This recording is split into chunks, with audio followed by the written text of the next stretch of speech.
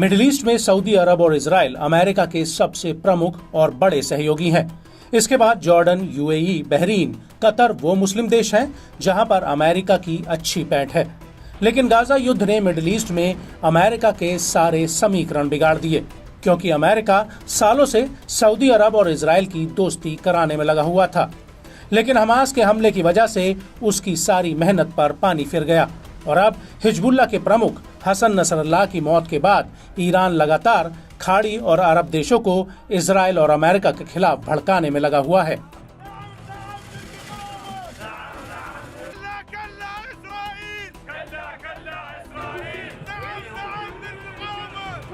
और इसी कड़ी में इराकी शिया मिलिशिया कतैब सईद अल सुहादा ने धमकी दी है कि अगर इजराइल के साथ सीधी जंग छिड़ती है तो वो यूनाइटेड अरब अमीरात्स यानी यूएई पर सीधा हमला कर देगा। इसको लेकर प्रतिरोधी गुट के नेता अबू अला अल वलई ने अपने एक ट्वीट में लिखा कि इराक में इस्लामी प्रतिरोध अमीरात को खाड़ी में इजराइल के एडवांस बेस के रूप में देखता है और अगर पूर्ण युद्ध छिड़ता है तो यूएई हमारा पहला टारगेट होगा।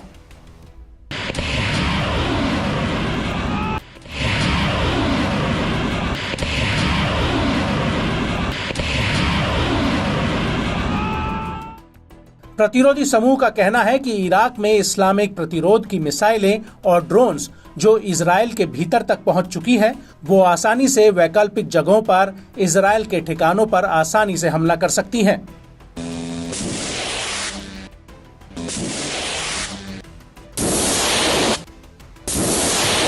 आपको बता दें कि अल वलई ने न सिर्फ यूएई पर हमला करने की धमकी दी है, बल्कि उसने ये भी कहा है कि वो लेबनान के साथ एकजुटता से खड़े हैं।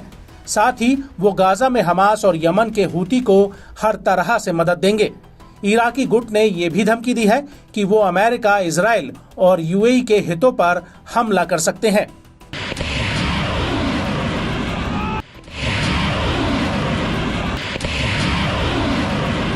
अल वलई का कहना है कि अगर इलाके में जंग छिड़ती है तो वो एक तरफ खड़ा नहीं रहेगा, बल्कि वो इस जंग में सीधे अमेरिका और इजराइल की बर्बरता और अपराध के खिलाफ लड़ेगा।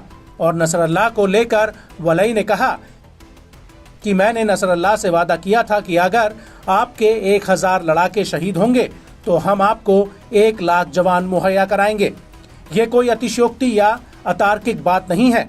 इजराइल अमेरिकी दुश्मन इलाके की एकता को अलग करने में सफल नहीं होंगे।